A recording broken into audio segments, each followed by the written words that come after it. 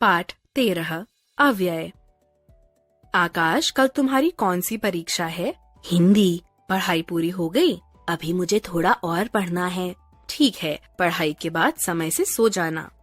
यहाँ आकाश और उसकी माँ के द्वारा किए गए वार्तालाप में अव्यय शब्दों का प्रयोग हुआ है, जैसे कल, अभी, थोड़ा, के बाद आदि। अव्यय ऐसे शब्द जिनके अंदर किसी भी कारक विभक्ति या काल में बदलाव के कारण कोई परिवर्तन नहीं आता, अव्यय कहलाते हैं। अव्यय शब्दों के भेद। अविकारी शब्द 4 प्रकार के होते हैं। क्रिया विशेषण ऐसे शब्द जिससे क्रिया की विशेषता पता चलती है, क्रिया विशेषण कहलाते हैं। क्रिया विशेषण के भेद। क्रिया विशेषण के 4 भेद होते हैं। स्थानवाचक क्रिया विशेषण, कालवाचक क्रिया विशेषण, रीतिवाचक क्रिया विशेषण, परिमाणवाचक क्रिया विशेषण। स्थानवाचक क्रिया विशेषण जिन शब्दों से किसी स्थान का बोध होता है उन्हें स्थानवाचक क्रिया विशेषण कहते हैं। इसमें अंदर, बाहर, इधर, उधर, ऊपर, नीचे आदि शब्दों का प्रयोग किया जाता है। जैसे यहाँ खाना रखा है, अंदर आकर बैठो। कालवाचक क्रिया विशेषण जिन शब्दों से समय एवं काल का बोध होता है उन्हें कालवाचक क्रिया विशेषण कहते हैं। इसमें प्रातः, सायं, प्रतिदिन, हमेशा, आजकल आदि शब्दों का प्रयोग किया जाता है। जैसे कल रोहन आएगा, अभी मुझे जाना है। रीतिवाचक क्रिया विशेषण जो शब्द क्रिया के होने की रीति या विधि का बोध कराते हैं उन्हें रीतिवाचक क्रिया विशेषण कहते हैं। इसमें मधुर, तेज, चुपचाप, सहसा, जैसे तैसे आदि शब्दों का प्रयोग किया जाता है। जैसे घोड़ा तेजी से दौड़ रहा है, रोहित की आवाज मधुर है। परिमाणवाचक क्रिया विशेषण जिन शब्दों से क्रिया की मात्रा या उनके परिमाण का बोध होता है उसे परिमाणवाचक क्रिया विशेषण कहते हैं। इसमें थोड़ा, पर्याप्त, जरा, खूब, अत्यंत, तनिक, सर्वथा, अल्प आदि शब्दों का प्रयोग किया जाता है। जैसे गणित अत्यंत कठिन विषय है, रेनू थोड़ा खाना खाएगी। संबंध बोधक वे अव्यय जिनसे संज्ञा व सर्वनाम का संबंध वाक्य के दूसरे शब्दों से जाना जाता है, संबंध बोधक अव्यय कहलाते हैं। जैसे हम लोग घर की तरफ जा रहे हैं। संबंध बोधक के भेद अर्थ के आधार पर संबंध बोधक के निम्नलिखित भेद किए जा सकते हैं। कालवाचक कालवाचक में से पहले, से पूर्व, के पश्चात, के बाद आदि शब्दों का प्रयोग किया जाता है। जैसे रोहन के बाद ममता जाएगी, खाना खाने के पहले घूम आते हैं।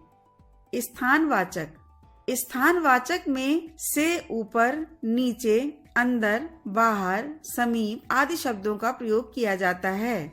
जैसे सारा सामान ऊपर रखा है, बच्चे बाहर खेल रहे हैं। दिशावाचक दिशावाचक में की ओर, की तरफ, आसपास आदि शब्दों का प्रयोग किया जाता है। जैसे हमारे आसपास बहुत हरियाली है, मेरे स्कूल की तरफ ही सब्जी मंडी है। साधनवाचक साधनवाचक में द्वारा, जरिए, खातिर, बलबूते आदि शब्दों का प्रयोग किया जाता है। जैसे हम रेल के द्वारा घर जाएंगे, उसने मेरी खातिर अपने दोस्तों से बोलना बंद कर दिया। सादृश्यवाचक सादृश्यवाचक में जैसा, समान, तरह आदि शब्दों का प्रयोग किया जाता है।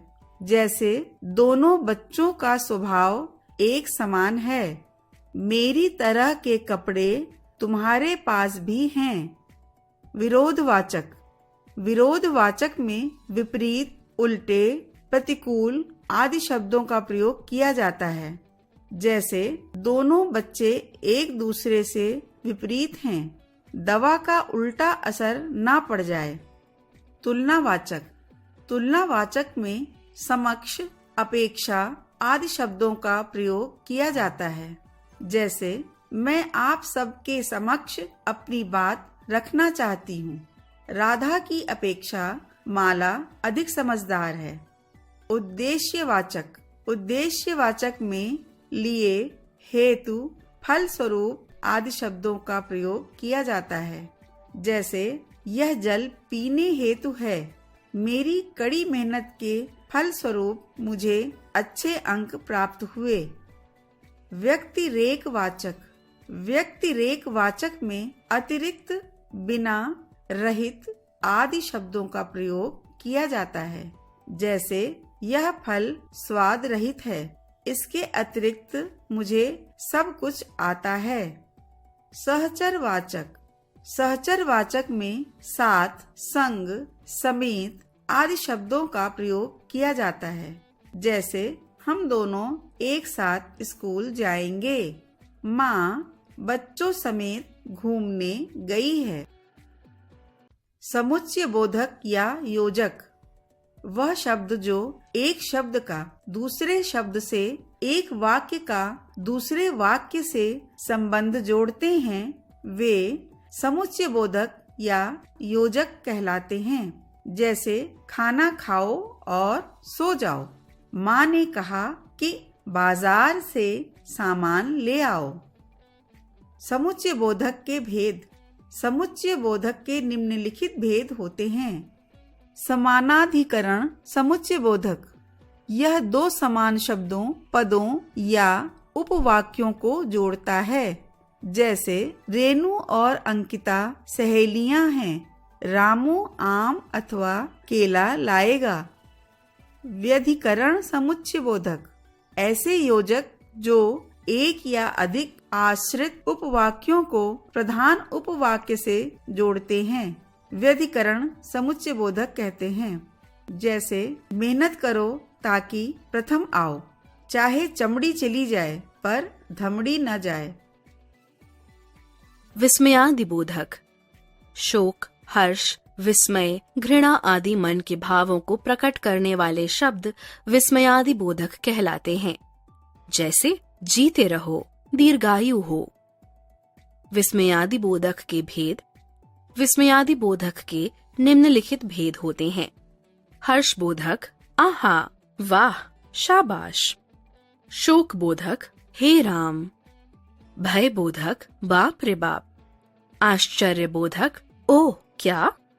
घृणाबोधक, छी छी, हट। प्रशंसाबोधक, शाबाश, सुंदर। आशीर्वाद बोधक, दीर्घायु हो। अभिवादन बोधक, नमस्कार, सलाम। कृतज्ञता बोधक, धन्यवाद, शुक्रिया। चेतावनी बोधक, होशियार, खबरदार।